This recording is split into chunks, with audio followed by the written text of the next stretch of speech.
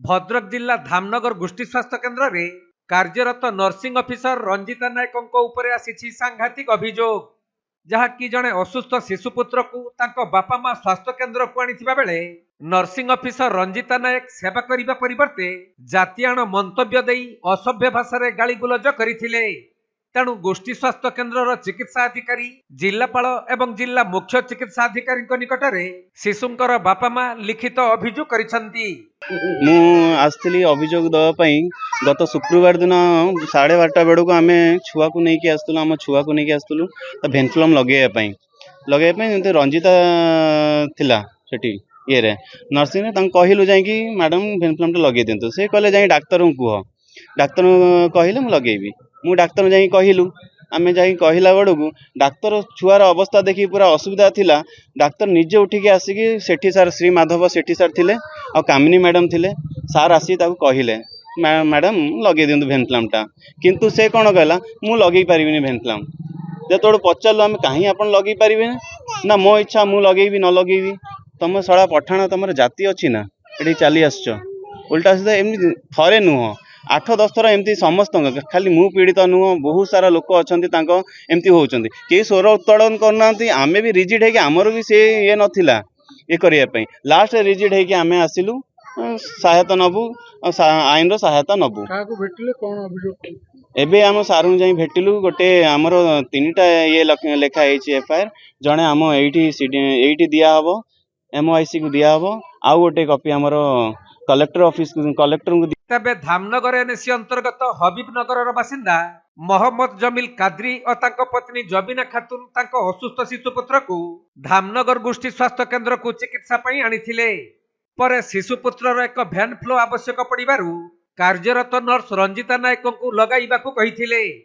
किंतु नर्स रंजिता नायक डाक्तर पाखरु लिखित आनिबाकू कहिबा परे कार्य थिबा डाक्तर माधव सेठी उक्त शिशुर अवस्था को देखि तुरंत भैन फ्लो लगाइबाकू नर्सिंग ऑफिसर रंजिता नायक को कहिथिले भी से डाक्तर कथा को मध्य भ्रुक्षेप करिनथिले।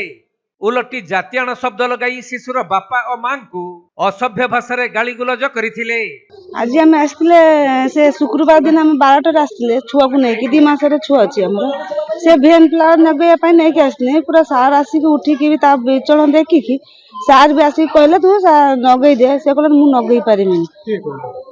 ये ना रंजिता मैडम सेमती कहले मो स्वामी जाक पचारू कहीं तुम नगे पारबनी से कहले मु नगे पारिमिनी तुम जाति अच्छी ना कौन पठाण सब आस चली आसती तुम जाति अच्छी ना कौन अच्छी तो ये चली आस अभियोग कला पर मेडिकल अधिकारी कौन कहले आपन तांको ऊपर कार्यानुष्ठान हो कि नहीं कौन कहले हां कहले पा करिवे तांको ऊपर ने आउ तुम जाओ तुम ये करिवे हम सेति में आसले कौन सब अभियोग कले इस कौन सब अभियोग कले चाहछंती ट्रांसफर बेटी करा जाए। तबे एने शिशुर बापा माँ स्वास्थ्य केन्द्र अधिकारी को साक्षात करी नर्सिंग ऑफिसर रंजिता नायक विरुद्ध रे एक लिखित अभियोग करने सह मुख्य जिला चिकित्सा अधिकारी और भद्रक जिलापाल निकटरे मध्य अभियोग करिसंती। तेणु यही घटना संपर्क में धामनगर गोष्ठी स्वास्थ्य केन्द्र चिकित्सा अधिकारी डाक्तर मनमय कुमार सामंत सिंहार प्रतिक्रिया नियाजिबारु से पूर्वरु मध्य नर्सिंग ऑफिसर रंजिता नायक विरुद्ध रे अभियोग आसीथिबा कथा कहिसंती। आउ तांको वार्निंग दिया जाइथिले मध्य कोनोसी कार्यानुष्ठान निया जाई नथिला हेले से ए बाबदरे जिला मुख्य चिकित्सा अधिकारी को अवगत कराई तांको निर्देश रे सटीक तदंत करी दोषी विरुद्ध रे दृढ़ कार्यानुष्ठान निया जिवो बोली कहिसंती। से अभियोगकारी मोहम्मद जमील कादरी से देइचंती से आस्तेले कोन ट्रीटमेंट करिया पई 22 तारिख दिन तांको कोन मिसबिहेव हेछि बोली से वर्तमान अभियोग करिके गले एगो हमर उपरिस्थ अधिकारी तांको जणैबो एवं तार इंक्वायरी करिबो। सर एबोली बारंबार अभियोग मडन तांको विरुद्ध रे आछि प्रकृति सर आपन केबे फील करले आपन केबे जानबो कार्यानुष्ठान नेइछन कार्यानुष्ठान तो किछि निया जाय नै केवल वार्निंग दिया हेछि आ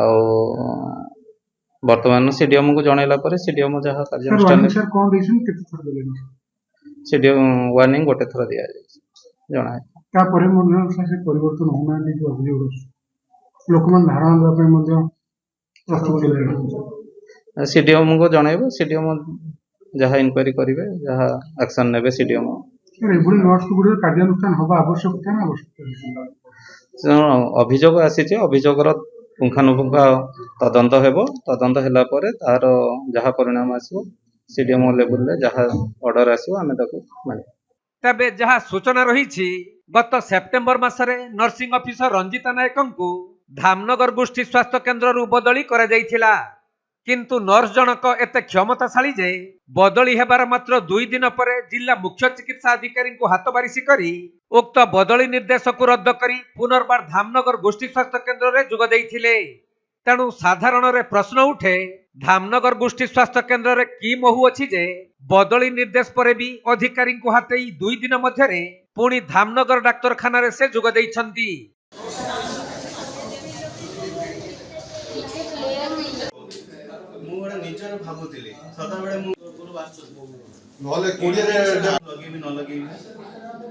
ଭଦ୍ରକ ଜିଲ୍ଲା ଧାମନଗରରୁ ବିବେକାନନ୍ଦ ପଣ୍ଡାଙ୍କ ରିପୋର୍ଟ, କୋଣାର୍କ ଲାଇଭ୍।